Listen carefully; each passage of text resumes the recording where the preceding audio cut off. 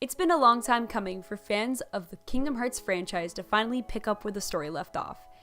It's been 12 years since Kingdom Hearts 2, but since then, Square Enix has released a series of sequels, each filled with backstories, prologues, and expansive lore.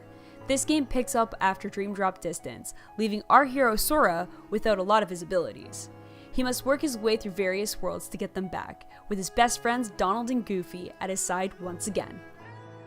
As a fan who's been around since Square Enix's earlier days, I was just as excited to play this game, getting goosebumps right from the main loading screen, and hearing Utada Hikaru's Face My Fears playing in the opening credits. Even though I thought I was going to be well prepared before the game launched, there was a lot to catch up on story-wise. It's easy to get distracted with all the Disney characters and their gorgeous worlds, to almost overlook the main story of what Kingdom Hearts is all about.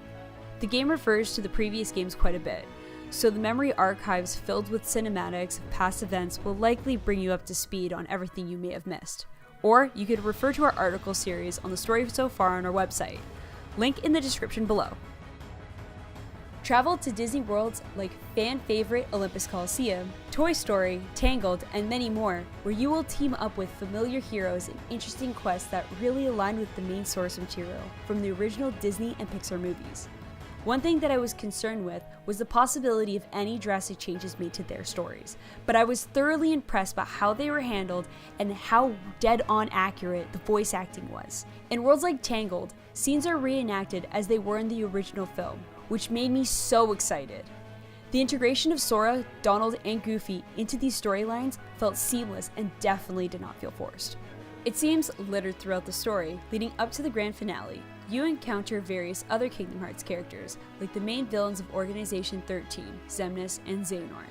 For those who've played the other games, you will not be surprised that they're up to their old tricks again. This isn't just limited to the villains though. Heroes like King Mickey and Riku have their own story arcs, and Kairi does too.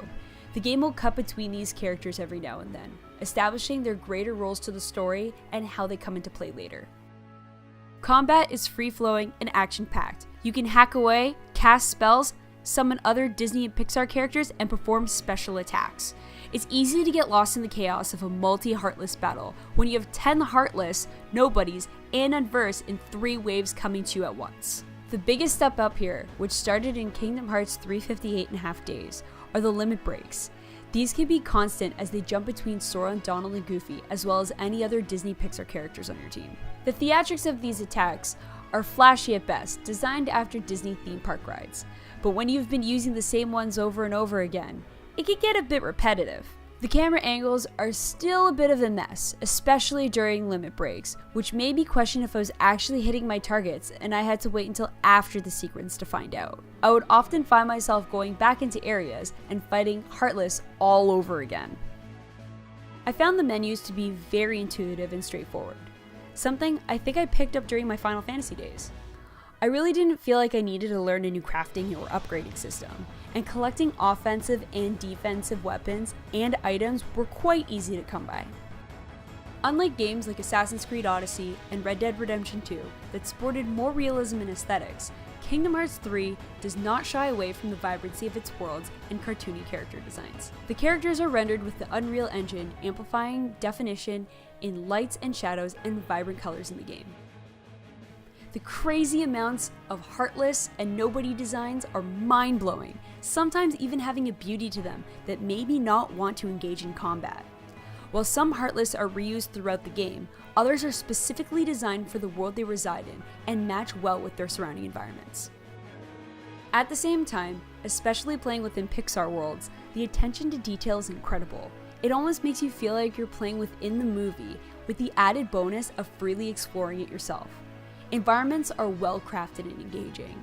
There is a slight open world element to different stages of the worlds, such as the forests and caverns seen in Tangled. I often joked that I was stuck in the Lost Woods from Zelda all over again, happily singing the song as I ventured further towards the level's objectives. You will definitely experience a smoother game when using the PlayStation Pro or Xbox One X, due to the game's capacity to hit a near constant 60 frames per second. The only upsetting thing about this game is that the Kingdom Hearts goodness only lasts about 30 to 40 hours, relatively short for a JRPG coming out of Square Enix. As a Kingdom Hearts fan, I wish I could have gotten at least another 15 hours before the big finale. Don't worry, we won't spoil the ending for you, but this game will leave you feeling bittersweet. It may make you feel sad that you finished their first playthrough of the game, but keep in mind that you've finally gotten to play this after 12 years of waiting. From the dynamic relationships of the characters to the incredible scores of the soundtrack, Kingdom Hearts games are supposed to fill you with so many emotions. That's the beauty of the franchise. That's the beauty of Kingdom Hearts. And as for our score, we're giving it a 9 out of 10.